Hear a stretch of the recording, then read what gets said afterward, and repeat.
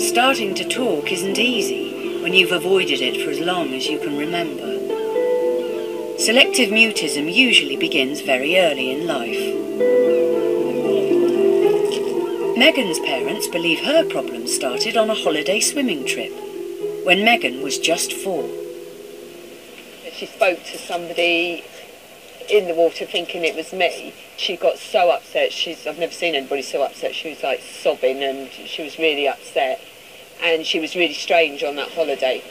If she got out of my sight, she panicked. It was like a real panic attack. Her heart would thump faster. If she sat on your lap, you could feel her heart go boom, boom, boom, boom, boom, like that. So it's weird. Selective mutism often seems to be triggered by such everyday incidents. These are just normal life events that most of us would cope with, but if you are of this anxious disposition anyway, it's much, much worse. And in the height of this distress, they come to associate it with talking. Everyone nice and quiet for us to do the register, please. Oliver? When Megan started school, the anxiety about speaking didn't go away. Mr. Lockerbie is her class teacher, and he's never heard her say a word. Megan? Well, at times she could become almost invisible in the class. She never volunteers, she never puts her hand up. Very, very difficult to communicate with her and to know what she's trying to communicate to me. I really do think she's got a lot to give. It comes out of the page. It's just be nice for it to come out of her mouth. Do you think she'll ever speak to you? I hope so. I really do. But I'm not expecting it. So I'm not holding my breath. Megan will soon leave the shelter of her primary school. Before she does, the staff and her parents will make a final attempt to get Megan to talk. People might think, oh, it's a bit funny, they're not talking, but it's serious.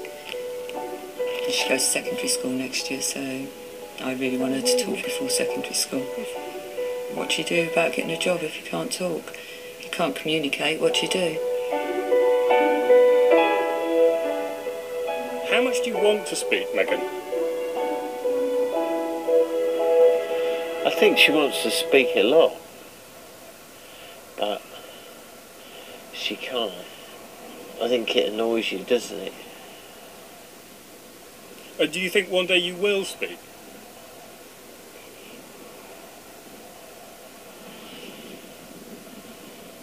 When will that be? Tomorrow? No. Monday. How about Monday? If selective mutism isn't dealt with early on, then potentially there are serious consequences. We know of adults who didn't receive the right help when they were children, and they've become either socially anxious, socially phobic, or agoraphobic, completely isolated, dependent on their relatives, and ultimately it's going to lead to depression.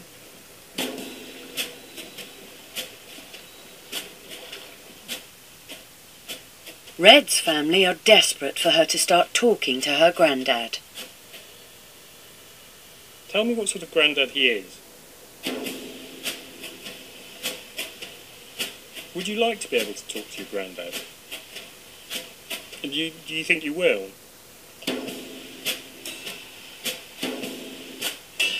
But selective mutism isn't common, and it can be difficult to get specialist advice.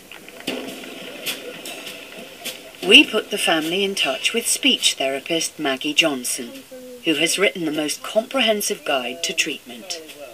So, Caroline, if I could just ask you first, just to tell me a little bit about Red in terms of her general character. Well, she's an 8-year-old. She's very typically 8-year-old, very noisy, well, a real chatterbox. Yep.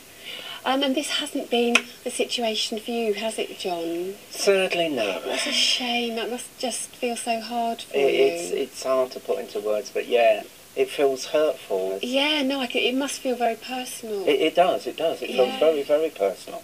You know, as if I've done something wrong, but I haven't done anything wrong. No, absolutely. It's really hard for us to identify with a phobia of talking to friends and family and people who care about you. Often it's the very people that the child wants to speak to the most that they find it the hardest to speak to. Well, that's some consolation. Oh, it's definitely the case. She might be afraid that she's disappointing you, that she's letting you down, that she's disappointing you by not speaking to your dad. And there are all of these thoughts going on in the mind. And in the end, it's easy to say, I'm too busy. It's just easier to avoid it. But they just... Maggie suggests some new ideas the family could try. You know, one good step is a talking book. These should help Red to take small steps towards starting to talk. He's having a conversation with you, just knowing that you're on the phone. To reduce Red's anxiety, Grandad is advised to tell Red that he knows how she feels. It's reassurance that you understand that talking for her is actually it's quite scary at the moment, and it's bringing this horrible panic feeling, but you know she's not doing it deliberately. It's just about the general message that you'll get there and we don't have to talk straight away. We can just communicate in other ways first. Yeah. That you don't mind. It will happen when you're ready, and exactly. I still love you just as much, sort of thing. Exactly. If there's one thing selective mutism demands, it's patience.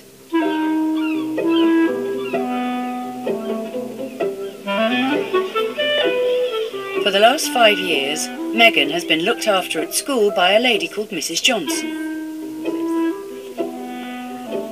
Megan doesn't talk at school, so Mrs. Johnson has to find other ways for the silent pupil to communicate. Right, how's it been today? Exciting. Her latest speaking aid is a jotter. I quite like this book actually because you've got a really good sense of humour, haven't you, Megan? And we've got Stop Copying Me, which is good. And did it work? Do you enjoy coming to see Mrs. Johnson? That's good to hear. 2 weeks to holiday. Mrs. Johnson has never given up asking her questions, but to date she's never had an answer. But there is a plan. Today, Mrs. Johnson is coming to visit Megan at home. You worried about Mrs. Johnson coming today? No? Megan is going to try to talk in front of her. Depends on how Megan feels with it, doesn't it? Scary? You don't know. The operation will be run by Megan's speech therapist, Miriam.